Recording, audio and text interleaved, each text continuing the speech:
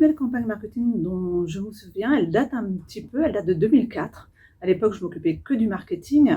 D-Link allait vraiment se lancer sur le marché grand public. On était à l'époque où la DSL arrivait dans les foyers. On commençait à, voilà, il y avait un premier PC et puis on se disait très rapidement qu'il y allait avoir d'autres PC dans la maison et que le champ des applications possibles allait énormément se développer.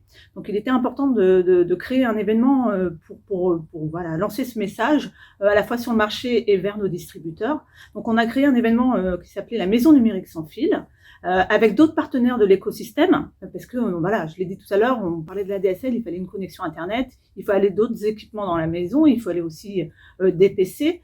Et nous, on arrivait avec la partie réseau Wi-Fi, la première caméra de vidéosurveillance à la maison, et puis aussi un lecteur de multimédia Wi-Fi. Qui voilà, allait développer les applications possibles.